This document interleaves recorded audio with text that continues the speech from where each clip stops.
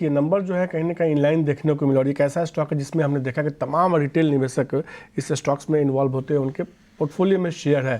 2023 में एक शानदार रिटर्न देखने को, तो कंपनी के जो नतीजे हैं वो ठीक ठाक देखने को मिले हैं। प्रशांत, क्या राय होगी यस बैंक पे आपकी?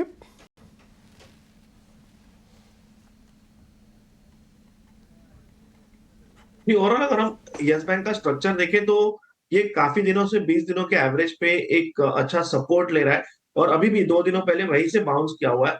और करीबन 25 ये एक बड़ा रेजिस्टेंस है स्टॉक के लिए, 25 से लेके 25.5। तो ओवरऑल अगर इसके ऊपर सस्टेन करें और हमें बैक टू बैक 2 दिनों की क्लोजिंग मिले, तो मुझे लग रहा है ये नेक्स्ट लेवल 27.5-30 के जोन तक जा सकता है। बट ऊपरी लेवल से अच्छा मुझे लगेगा कि जिनके पास पोजीशन हो वो डाउन साइड कैप रखे। आपका स्टॉप लॉस होना चाहिए 23 स्पॉट क्लोजिंग बेसिस। जब तक ये इंटैक्ट है मुझे लग रहा है इसको ऐड किया जा सकता है, और जैसे मैंने कहा एक बार ये 25 25.5 के ऊपर निकल जाए तो आपको 27.5-30 के जोन भी दिख सकते हैं। आपको चरणबद्ध तरीके से बढ़ना है आगे, 25.5 फिर 27.5 का टारगेट है, लेकिन स्टॉप लॉस आपको 23 से नीचे का नहीं जाने देना, इसको रख लेना है। एक चीज़ बता दूं, इसके पैट वगैरह आपको सब ठीक दिख रहा होगा, लेकिन अगर आप इसके ग्रॉस उस पे जाओगे ना, एनपीएस पे, जीएनपीए इसको एनएनपीएस भी कहते हैं, वहाँ पे फ्लैट फ्लैट स्थिति है। प्रॉफिटेबिलिटी बड़ी है, लेकिन आप ये देखोगे इन दोनों में ऑलमोस्ट फ्लैट फ्लैट स्थिति है। ठीक है, तो ये एक पॉइंट टू बी नोटेड है, इसलिए नंबर्स को हम इन लाइन कर दिया। अदरवाइज नंबर अच्छे थे बट प्रॉब्लम हो गई, थोड़ा इन लाइन है तो चलेगा, बट 27 से ज़्यादा नहीं होना चाहिए। मैक्रोटेक डेवलपर्स या फिर लोढ़ा, जैसे भी आप इसको समझें, इसके बारे में आपका टेक क्या है सर? नंबर्स हमको ठीक लग रहे हैं। बहुत बहुत धन्यवाद डिम्पी जी, आपका प्रशंसा की शब्दावली के शब्द इस्तेमाल करने के लिए। Thank you sir. जितने लंबे समय से आप हमारे प्रशंसक रहे हैं, हम भी आपके प्रशंसक रहे हैं। थैंक यू सर, बहुत बहुत शुक्रिया। और आज प्रातःकाल मनीष जी को देख करके सौभाग्य है हमारा इनके दर्शन। नमस्कार मेरी तरफ से आपको भी सादर प्रणाम हमारे तरफ से। नमस्कार सर। पर उपस्थित सभी महानुभावों को हमारा सादर प्रणाम।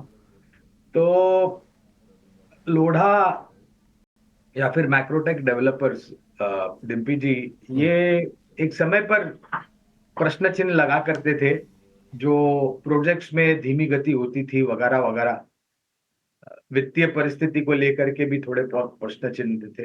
ये मैं सिर्फ कंपनी के ऊपर बात कर रहा हूँ, क्षेत्र के ऊपर बात कर रहा हूँ। लेने बेचने की खरीदारी की राय बाकी अन्य रियल एस्टेट कंपनियों में है, तो उस पर चर्चा मैं इसके बात करूंगा।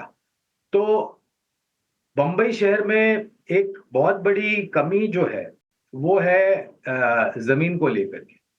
और बंबई शहर में ये भी वास्तविकता है डिम्पी जी कि 1930-1940 के पहले के जो मकान हैं उनकी जो परिस्थिति है वो बहुत खराब हो चुकी है, डायलापिडेटेड जिसे हम कहते हैं, यानी कि कमजोर। अब central Mumbai, western suburbs, central suburbs, harbour side पे जो पुरानी बिल्डिंग है, इमारतें हैं, उनको जमीन ध्वस्त करके रीडेवलपमेंट करने की बहुत बड़ी मुहिम पिछले कुछ सालों से चल रही है। इसके साथ साथ क्लस्टर रीडेवलपमेंट और जो पुरानी सोसाइटीज हुआ करती थी, जहां पर 5 से लेकर के 6 से लेकर के 10 बिल्डिंगें हुआ करती थी, इमारतें, वो भी रीडेवलपमेंट के लिए जा रहे। तो यहाँ पर इसका बहुत बड़ा कामकाज हो रहा है।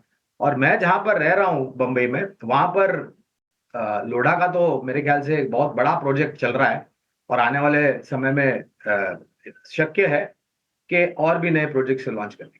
कहने का तात्पर्य यह कि पहले से परिस्थिति सुधरी है, लेकिन सीधी सीधी राय नहीं दूंगा क्योंकि कवरेज नहीं है। लेकिन रियल एस्टेट सेक्टर में जहां पर हमारी कवरेज है वो है Godrej properties, Prestige estates, DLF जैसी कंपनियां है, शोभा है, ओबराय रियल्टी जैसी कंपनियां, जहां पर हमारी पहले कवरेज। फिलहाल जो कवरेज है वो गोदरेज प्रॉपर्टीज,